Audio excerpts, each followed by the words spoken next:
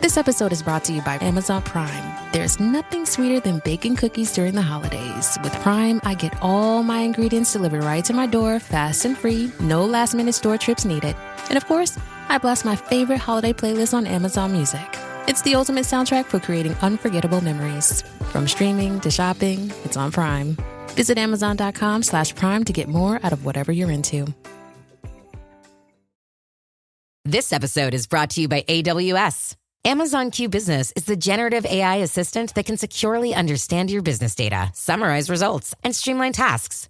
Learn what Amazon Q Business can do for you at aws.com/learn more. Headquarters. Trifecta Fitness is a state-of-the-art spin and strength training studio. Our spin studio is truly one of a kind in this area, complete with 20 state-of-the-art live fitness bikes and an incredible sound system. Our strength training is done in small groups of 6 or fewer, and all of our strength and spin classes are scalable for every level of experience. Come see us in the heart of Clarksville, just behind MAPCO at the corner of Old Trenton Road and Wilma Rudolph Boulevard. Call us for more info at 931-542-6265 or download our Trifecta Fitness app for a full list of upcoming classes.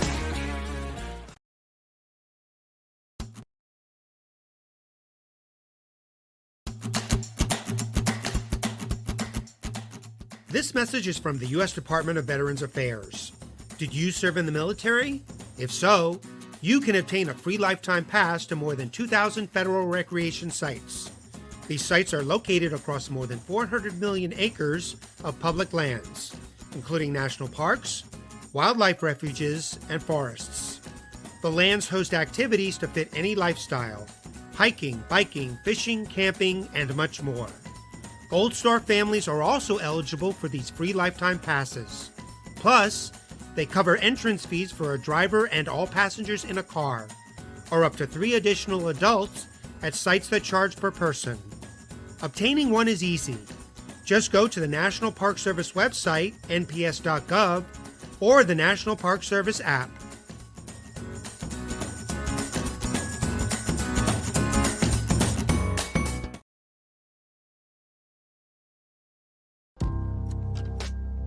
In October 2019, Arlington, Texas was chosen to be the home of a new national museum, unlike any other. The National Medal of Honor Museum will be a unique home of military history. The 100,000 square foot museum will house exhibits, archives, and artifacts relating to the 3,500 U.S. troops who have been awarded the medal, the nation's highest honor for valor in combat. The museum will have 31,000 square feet of galleries dedicated to U.S. troops who have received the award. The museum CEO, former Navy SEAL and NASA astronaut Chris Cassidy, said the museum will focus on education as much as preservation. The building will have 5 areas dedicated to Medal of Honor winners from the Army, Marine Corps, Navy, Air Force, and Coast Guard. The main gallery will be located in a central plaza under a 25,000 square foot slab of steel, which will appear to be suspended in midair. It will be supported by 5 pillars. Black Rifle Coffee is a corporate sponsor of the museum, as are the Dallas Cowboys. The museum's board also includes over a dozen major corporations and 6 Medal of Honor recipients, including David Bellavia, Patrick Brady, and Britt Slabinski. Army Staff Sergeant Bellavia was awarded the medal for clearing an entire house by himself on November 10, 2004, as a squad leader in support of Operation Phantom Fury in Fallujah, Iraq. He killed 4 enemy fighters and wounded a 5th in close quarters battle. Army Major General Brady flew and coordinated the evacuation of 51 seriously wounded men during a firefight in Vietnam in January 1968. Slabinski, a Navy SEAL chief and team leader, led a rescue team of SEALs during Operation Anaconda in Afghanistan in March 2002. Slabinski and his team flew to a mountaintop ambush site to rescue Petty Officer First Class Neil Roberts, who had fallen from the back of a helicopter. Slabinski led the team through almost constant combat against an entrenched Taliban force. Along with the board members, former presidents Jimmy Carter, Bill Clinton, George W. Bush, and Barack Obama serve as honorary directors. The museum is expected to open to the public in late 2024.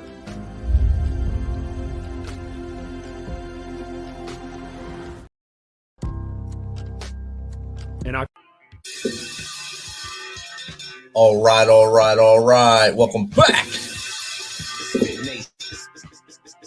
MisFitNation. We are a show founded by a veteran and hosted by two veterans and a military spouse. Our mission is to get people to tell their story to the world. If you're an author, share your tips with the Misfit Nation. If you're a musician or actor, our audience needs to know how they too can get into the business. Coaches, we love our coaches. Come on and share some of your tips with the Misfit Nation to help them become better versions of themselves. If you're a corporate leader or an entrepreneur, come on and share how you did it and how hard you have fought for success. If you're a veteran, first responder, or Gold Star family, we would love to have you come on and just share your story with the Misfit Nation. We always have time for you. If you're feeling down, alone, or starting to see the darkness, stop. Think about those who are around you. You are not alone. You will be missed. If you feel like your problems will be a burden to those in your inner circle or are embarrassed, dial 988. If you are a veteran, take option 1. We need you to keep pushing forward. Don't make a permanent solution to a temporary problem. If you're a new listener, welcome to the Misfit Nation. Be sure to subscribe to our show on your favorite podcast apps and also on our YouTube channel at @_Misfit Nation.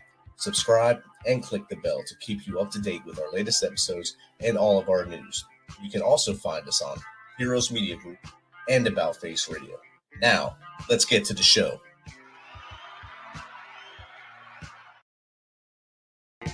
All right. Welcome back. We're finally off the road. We're back in Tennessee. We're at our home base and our new studio setup, and we have a good one tonight, y'all. Our next guest is a U.S. Marine Corps veteran and co-founder of Burn Pit Barbecue, where he shares grilling and barbecue recipes and tips. He served combat deployments in support of Operation Iraqi Freedom and Operation Enduring Freedom. As a Marine, he led and took part in combat and humanitarian missions. He was honorably discharged at the rank of sergeant in 2006. He received his Bachelor of Science from the University of Wisconsin-Parkside and his Master of Business Administration from Alverno College. He spent 10 years working in the insurance and finance sector as a leader and coach. He is a certified ECHO and Neuro Leadership Brain-Based coach. In 2020, he left the comforts of the corporate world and launched Burn Pit Barbecue with Ben Kreppel, where he shares the grilling and barbecue tips, recipes, and seasonings he learned in the backyards to help beginners cook delicious meals. So without further ado, let's welcome Greg Fischer, U.S. Marine Corps veteran and founder of Burn Pit Barbecue, to the Misfit Nation. Welcome, Greg. Hey, what's going on, Rich? Thanks so much for having me on. Oh, it's great. I love when I'm able to connect with fellow veterans and get to hear their stories and basically share what they're doing with the whole world, with as much of the world as we can touch from here at the Misfit Nation. Now, Greg, as I told you in the green room that I'll give you a little blurb about you, a one inch sector of your life right there. now I put the onus on you to share more about who Greg is and his story from where he came from, why he joined the Corps, and how we got to where we are now. Yeah. So that was a pretty brief summary for about 2 decades worth of things that I've done. Yes. But yeah, I mean, again, I appreciate the opportunity, Rich. We talked a little bit behind the scenes about our military time and how we overlapped just a little bit in Iraq. But, my journey in the Marine Corps started back in 2001, actually, after September 11th. I was a senior in high school and, I'd been looking at the military, and that kind of solidified it in my mind for me that I was going to go down that route. So a few months later, I signed the papers to join the Marine Corps.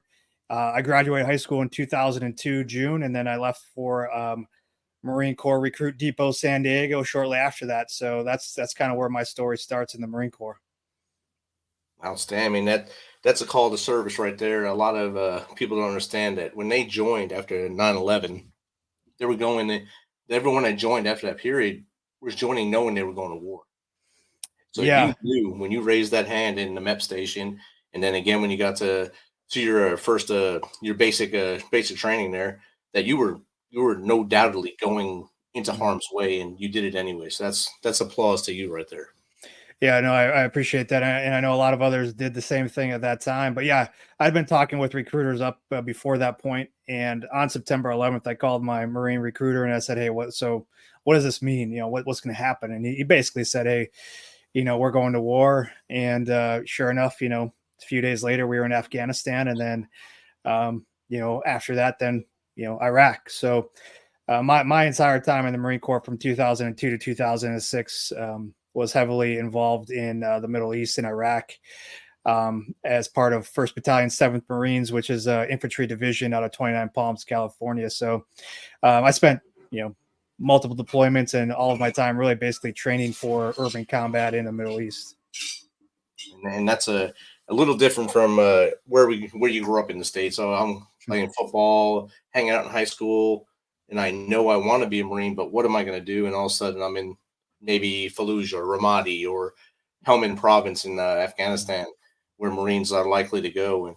And now you're in urban combat or within the fields there in Afghanistan fighting for your life with your brothers next to you. So that's a big change for you. Yeah, especially, I was 17 when I joined and 18, going through boot camp and training. I think my first deployment to Iraq, I just turned 19. A Midwestern kid, growing up in kind of the middle-class suburbs of Wisconsin. Shortly after graduating high school, I found myself in the middle of the Iraq desert, fighting in a war. So you could say it's a huge kind of shock to the system.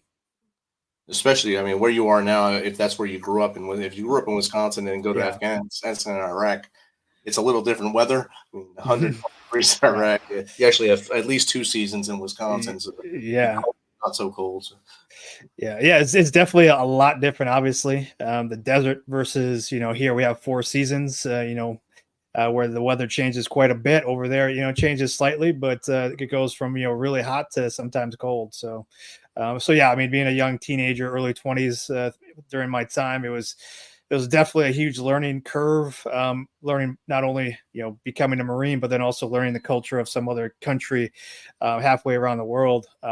You grow up pretty fast. You kind of forced to at that point. Yeah. And you did your 4 years, and you had three combat deployments in 4 years. And that's also something a lot of people outside of our element or don't understand how quickly you can go right back. That's counting boot camp too. So. Yeah. So, I mean, really, it was kind of a 3.5-year period where I was either in the Middle East or training to go back to the Middle East. And it just happened to be the timing of, when I got in and then also, when I was getting out. So, my first couple of deployments, I was there for the war. So from, Kuwait up to Baghdad. And then we spent a number of months then in country because as we know now, there wasn't really a good exit strategy. And then, my unit was very good at combat in urban environments and that kind of situation. So we came back to the States for, half a year, 9 months, and then we were ready to go back over again. So that was just my experience in the Marine Corps was just, back-to-back deployments and then workups for deployments. So after 4 years, you can imagine, I said that, that's I pressed my luck enough. It's time to go back home and do some other things. Yeah, definitely. I'm sure you were able to gain leadership knowledge while you were in the Corps that you didn't really know you had before you went in. And that kind of helped you when you started off in your college career as well.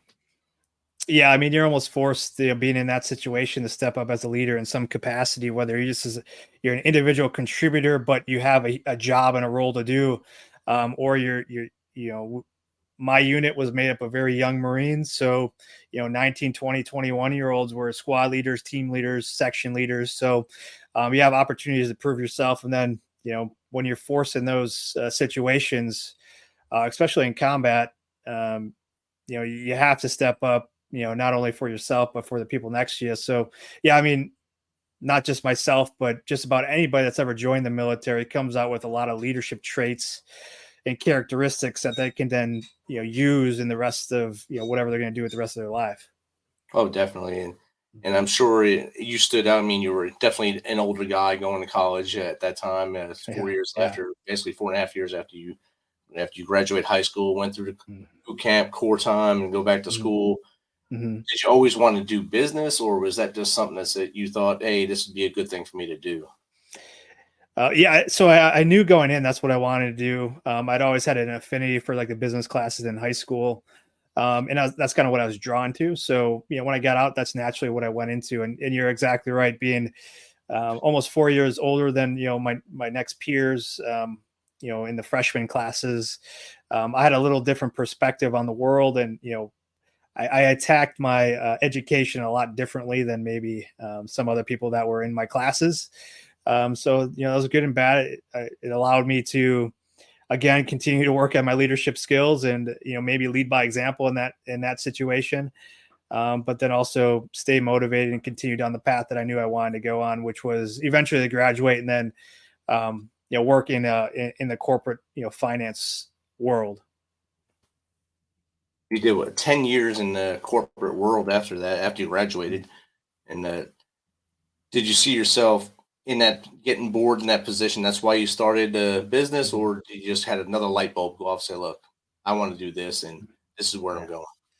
Yeah, I think like just about anybody that gets out of the service, especially when they've had a lot of, stressful time, whether that's, deployments, combat, they just want to put their head down and work. And I was kind of similar to that. Like I had done the risky thing. I'd gone to war. I survived 3 different deployments. And now I just wanted to maybe give my family a break too and do something that wasn't so risky. So I decided to go kind of down that path of insurance and finance.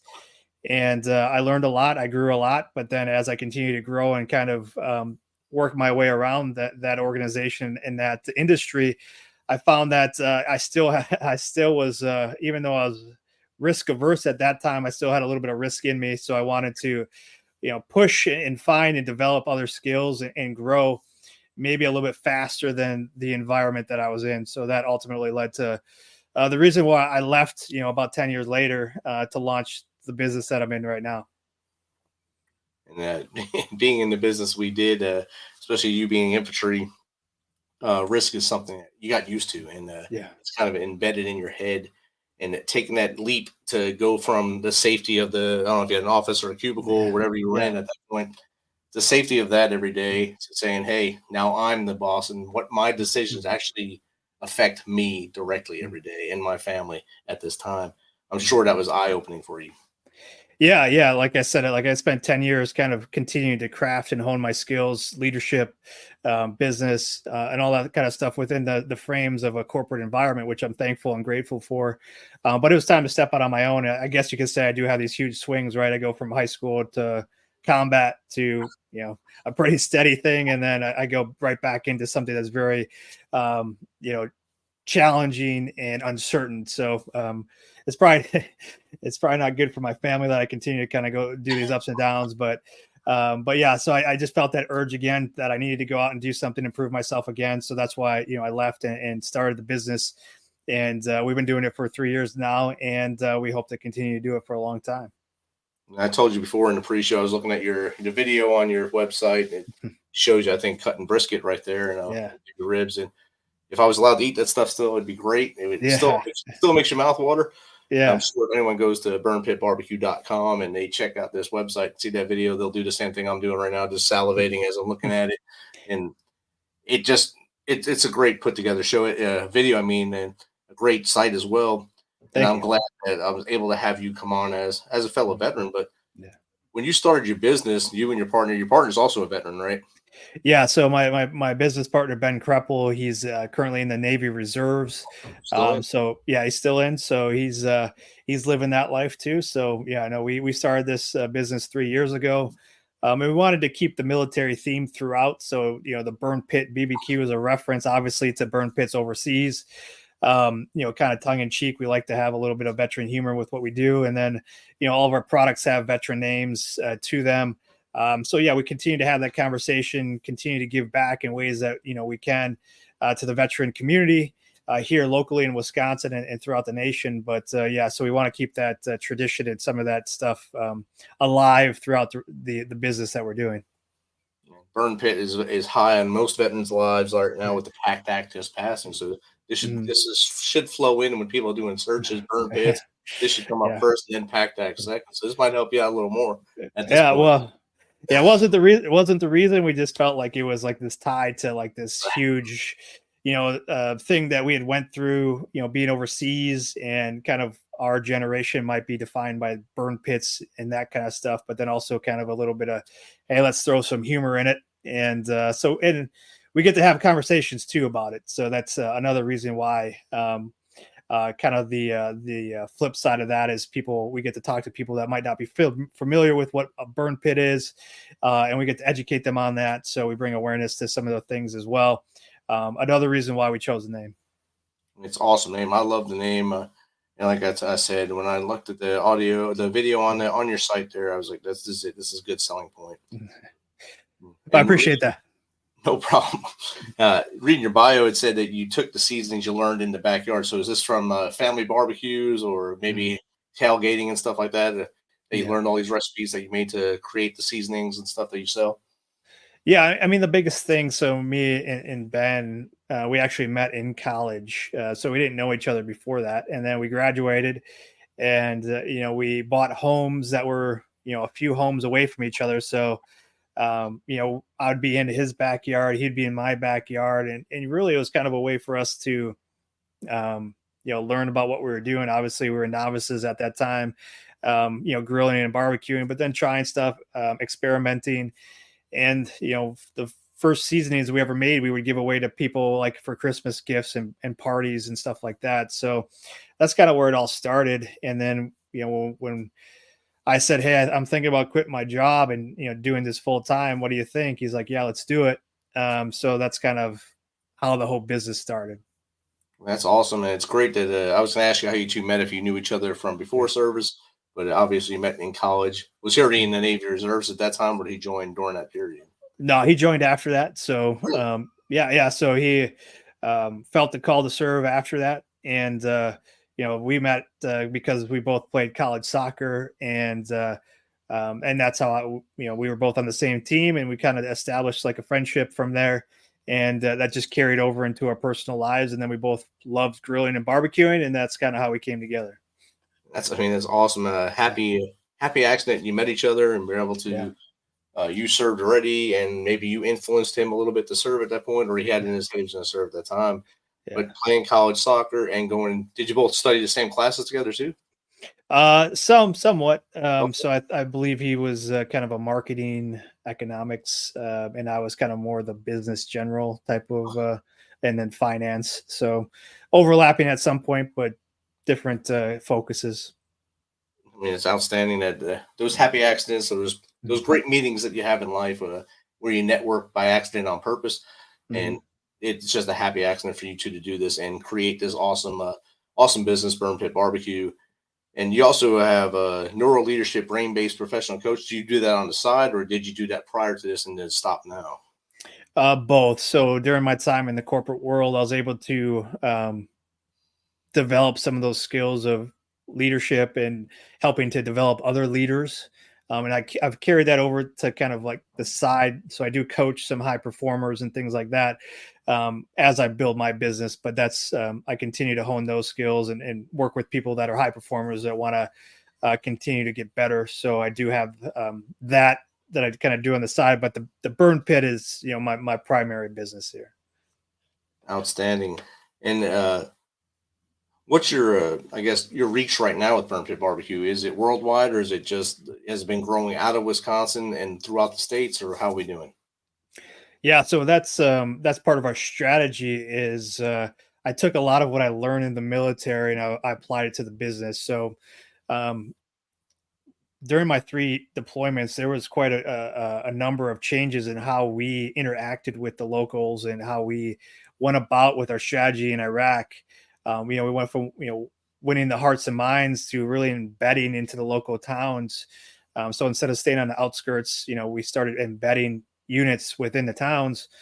And that's kind of how we developed our strategy here at Burn Pit, is that we wanted to dominate our home state of Wisconsin first.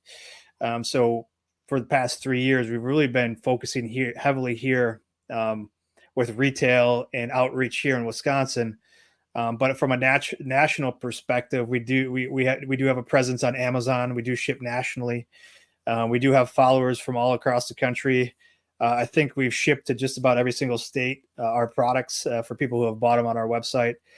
And then from a retail perspective, we've just added partners in New York, North Carolina, and Missouri. So we are starting to spread slowly outside of the state, but our continued focus is still here in the state of Wisconsin. And then military bases, whether they're in the United States or overseas. We've shipped product to units that have been in Africa and Jordan on ships and sea. So we try to give back to those still serving as well as much as we can. Well, that's awesome. And I think that'll actually help you more in the long run than you think right now, as those guys and girls get to season food that's probably pretty horrible wherever they are. Although, not to say the American people need to know that the food's horrible, but it's pretty horrible. And unless you do have either your fancy dancy hot sauce or good seasoning to get in there and make it taste a little up, kick it up a little bit, it'll help them. And then when I'll come back and say, you know what helped me when I was over there? Barbecue. I think you need to try it, and that should hopefully help you out. Yeah, I think the feedback that we've gotten a few times is it's like a taste of home, especially for those that have been that are overseas. Having some barbecue rubs and seasonings and some sauces really does feel like home when you've been away for a long time. So we're honored by that feedback, and we're continually touched by the folks that reach out to us that have received some of our packages, and just knowing the impact that that's having. It's a small thing, but it could be huge to somebody else. Of course. Ray Grant Jr. posted on here, Marines know horrible food, and he's damn right. Ray's a Marine down there in Texas, so he's a good supporter of the brand, so we love him. Awesome. And as we were talking earlier, I got to serve alongside the Magnificent Bastards of 2-4 in Ramadi, and I know that the food they had was not good because it was the same food I was getting. So. Well, usually the Army has a little bit better than the Marine Corps, so we were always a little bit jealous. Not much better, believe me. Okay, not during that time, huh? It's about maybe an inch difference. Okay. The Navy is where it's Navy and Air Force is where it's escalating higher. Yeah. Those are the guys that get, Air Force, especially lobster every Friday night, lobster and steak. While we're out there eating dirt. So that's how life is. See, airfare. He just put. He said Semper Fi. Mark Peterson just chimed in. Patriot Pride. Thank you, Mark. Any questions for Greg out there? Just put him in the chat or call in. He's ready to answer any questions you have for him on Burn Pit Barbecue, on business, on finance, or of course his service to the United States Marine Corps. Mm-hmm. So, Greg, we've talked about little things here and there. Where do you see the business going in the next, say, 5 years, and then maybe 10 as your goals for the business? Yeah, so that's a great question. So for us, we think about this quite a bit. We do have obviously more recipes and ideas of seasonings and rubs that we want to continue to build off of. But ultimately, we see the brand Burn Pit BBQ as being a kind of a go-to spot for somebody that might be barbecuing and grilling. So when we think about what are some of the things that you might need when you are doing that, aside from, the grill or the smoker, which you probably already got, utensils, gloves, those types of things, thermometers. So we want to be a brand and not just a seasoning and rub company, but an overall barbecue brand. So 5-10 years down the road, we're going to continue to build out the lineup of offerings that we have regarding products, while continuing to add new flavors of seasonings and sauces. But that's ultimately a big picture. And then ultimately, we want to see our brand on the shelves in commissaries, on bases, and continue to build out our retail arm. And strategically, that's the next step for us is, when we build out, we want to build out in places that have a strong military and veteran presence, that have bases, or people that, go after they serve. So we're talking like a lot of places in Texas, California, the Carolinas, Florida.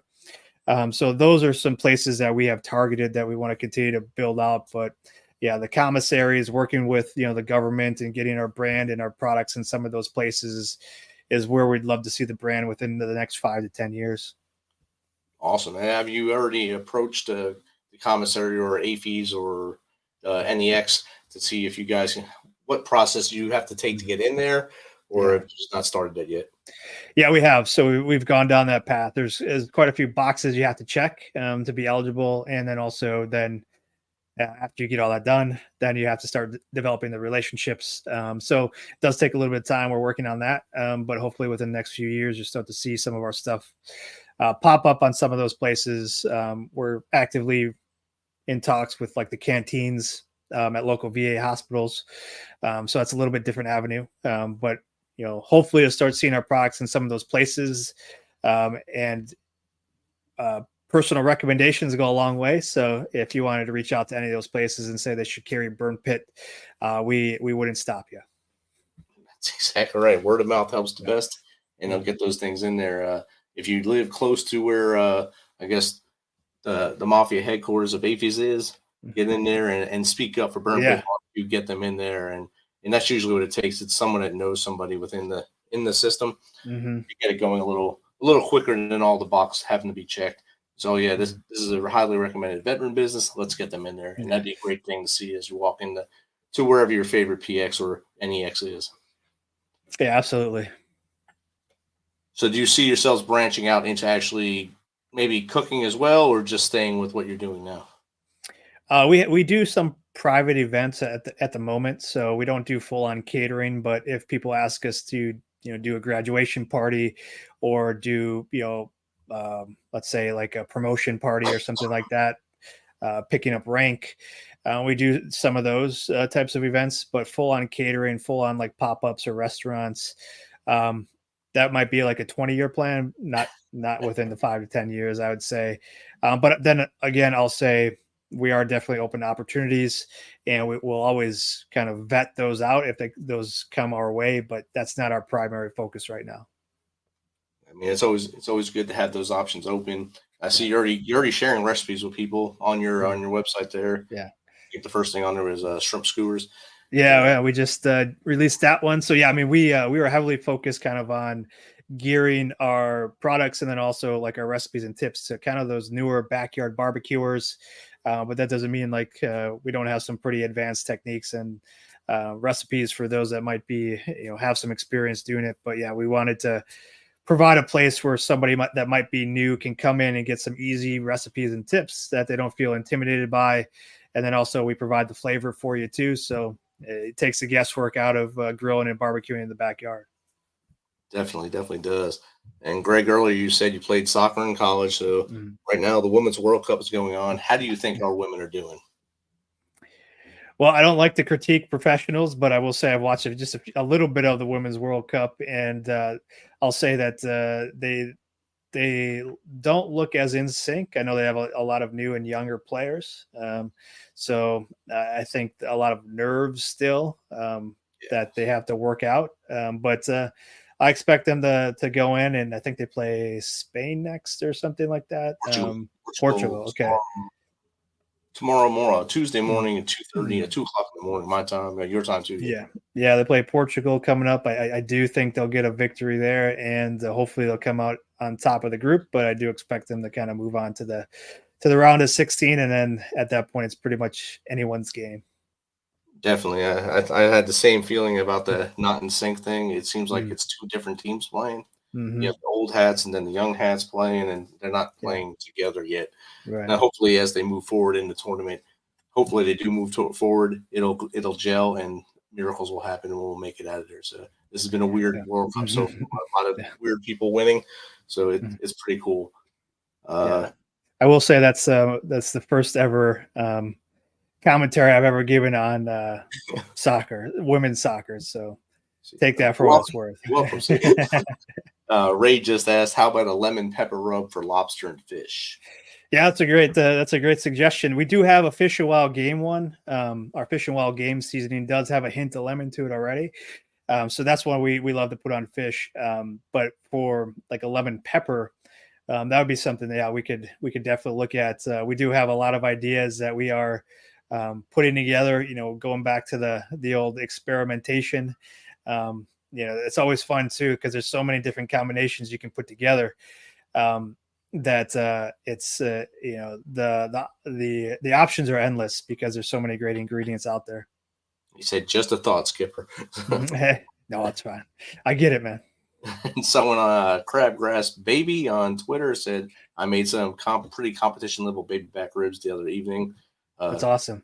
That's the way it's supposed to be. Competition level in your backyard. Yeah. Cold beer and friends. That's what it's all about this time of year, especially. Yeah. And I will say, even though we say like the backyard, we do an amateur competition.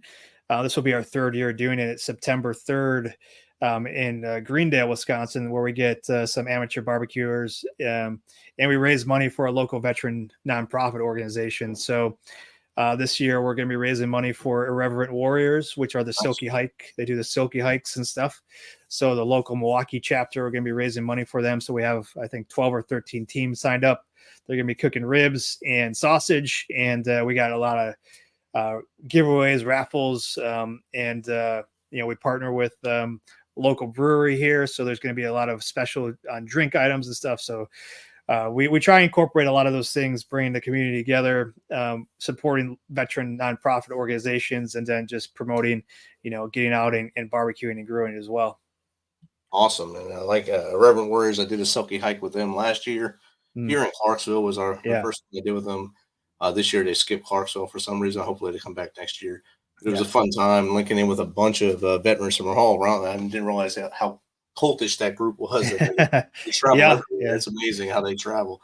Yeah. But it's cool to see them get together and find that purpose and camaraderie that we lose when we hang up the boots and suits the last time. Mm-hmm. That's exactly right. I think you hit the nail on the head, like the camaraderie. I think that's where a lot of challenges come from with military veterans getting out of service. They lose, their best friends, their housing, their food, all on the kind of the same day. It can be tough, and just being around other people that have gone through that can help. Definitely. Greg, this has been great chatting with you. As an entrepreneur, and a lot of our listeners are veterans that want to start businesses or on their own, what are 3 tips you would give them to maybe get their business going and get out of their own way? Yeah, I think the first tip that I would give would be you have to have a vision for where you want to go. So if you haven't written down, what that business plan is or what that vision for that business is, write that down, and then start establishing goals to start hitting some of those targets.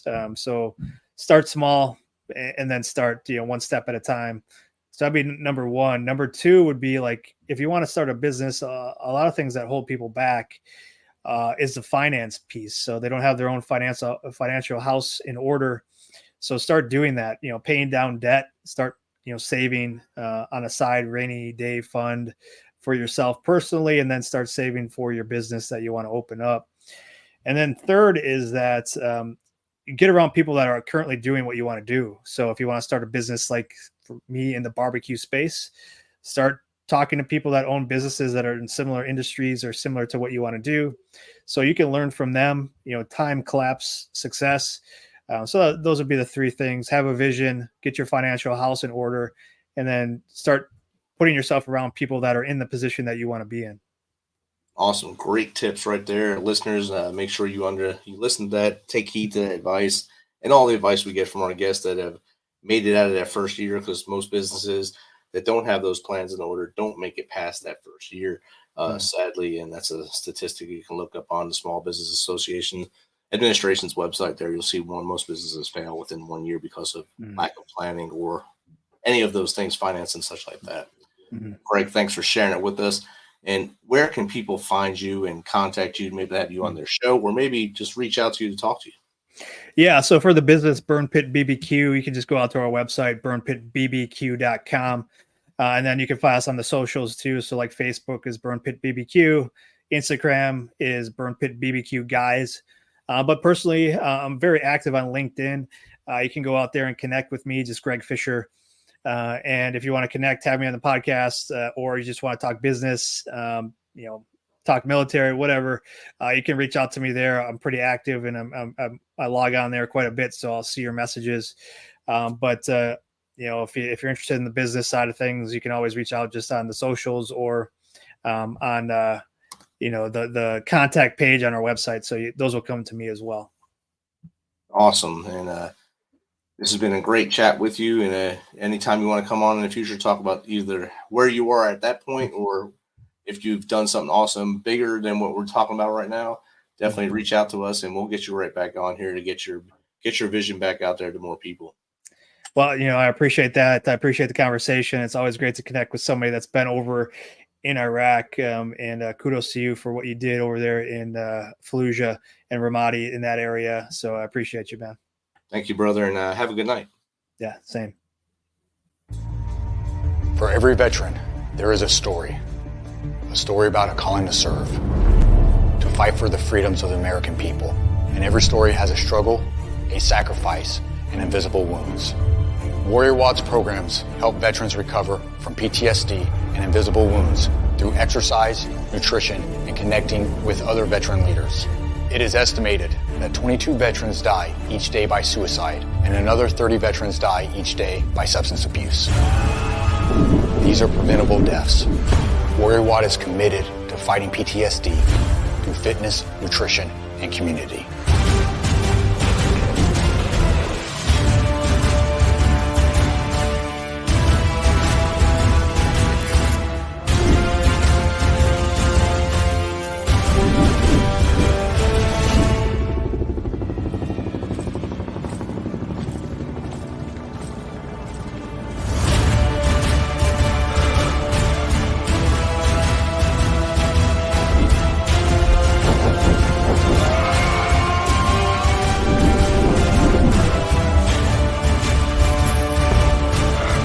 Got the privilege and opportunity to support our heroes in their time of need.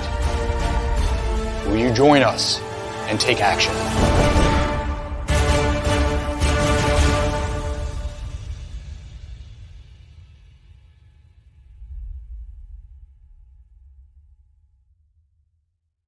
Thanks for checking us out and being a part of the Misfit Nation.